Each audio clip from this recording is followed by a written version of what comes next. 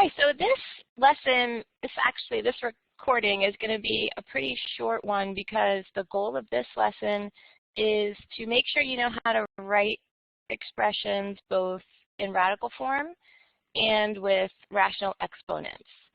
So we're going to start by looking at these expressions that are written in radical form. And we're going to write an equivalent expression using exponents. So we're going to start with square root of 5. Now, you don't always see this little 2 out here. Usually you don't see it. Usually it just says square root of 5 without the 2. This 2 is called the index. And then the number that's inside the radical also has an exponent, even when it looks like it doesn't have one. And so if the number is 5, that means it's really 5 to the first. Now, changing this from radical form to exponential form is actually quite easy. All we have to do is we keep the base 5, and then we're going to use the exponent that's on the inside and the index that's on the outside and create a fraction. The exponent goes on top, the index goes on the bottom, and that's it. So 5 to the first power, if we take the square root of that, can be written as 5 to the 1/2. All right, let's look at another one. Here we have the cube root of x.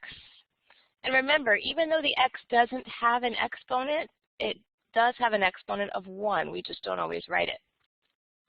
So if I write that exponent in, now I can write it exponentially. I keep the x, that's my base. Then the 1 inside becomes my numerator, and the 3 on the outside becomes my denominator. And it's as simple as that. So let's try another one. So I've got x squared. See, this time my x does have an exponent that's written inside the radical. So take a minute, do it on your own paper, try it out.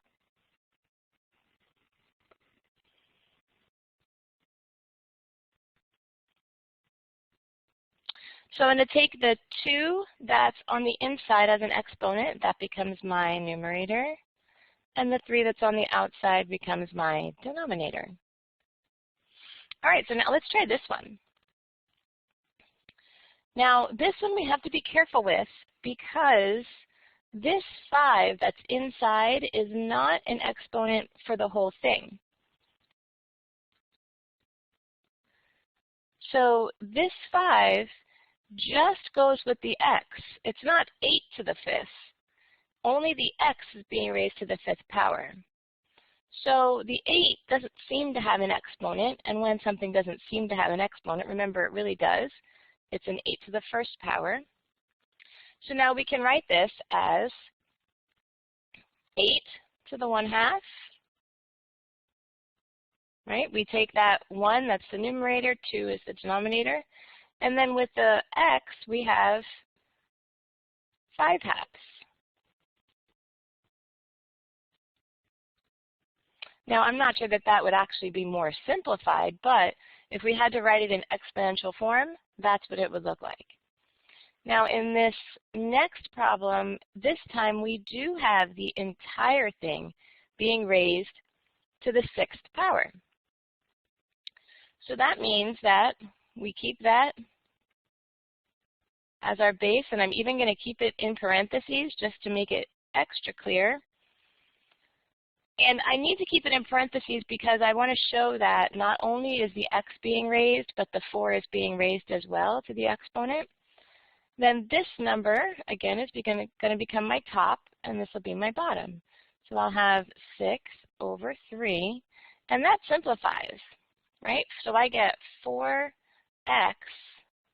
6 divided by 3 is 2, and I can even keep going. That means 4x times 4x. So that means I have to square the 4 and square the x to get 16x squared. All right, and the last one on this slide. So the 27 doesn't seem like it has an exponent, so we write one in. And now all the exponents that are inside are my numerator, and the index number on the outside is my denominator. So I'll have 27 to the 1/3. And now you try the rest. I'm going to just pause and give you a chance to try it on your own.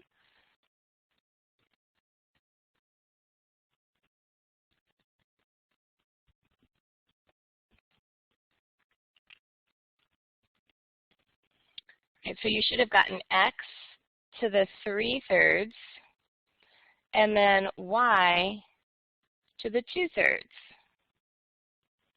They all have the same denominator. All the exponents have the same denominator because they all have the same index number out here. But now I can simplify this a little bit further because 27 has an integer cube root. So remember, I'm taking the cube root here. My index is 3. That means it's 27 to the 1/3. That means I'm looking for some number times itself that equals 27. So I want you to think for a moment. We're looking for some number times itself.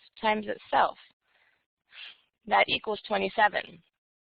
Now you can use the cube root button on your calculator, but you should be able to think of this one. It's not a large number because it doesn't come out to be a very large cube. What number times itself, so we've got 3. Think about it. So hopefully you thought about the number 3, because 3 times 3 times 3 is 27. So what we had before, this part of our expression is just equal to 3. Now let's look at the next part. The next part, we've got x to the 3/3. So 3/3 can be simplified because it's x to the 1st, right? 3/3 is 1, so I would just get x. And then y to the 2/3, there's nothing really we can do with that. So we're done. Okay, so remember, we're just taking that inside index number, I'm sorry, not inside index, this inside exponent, and that becomes the top. The outside index number becomes the bottom.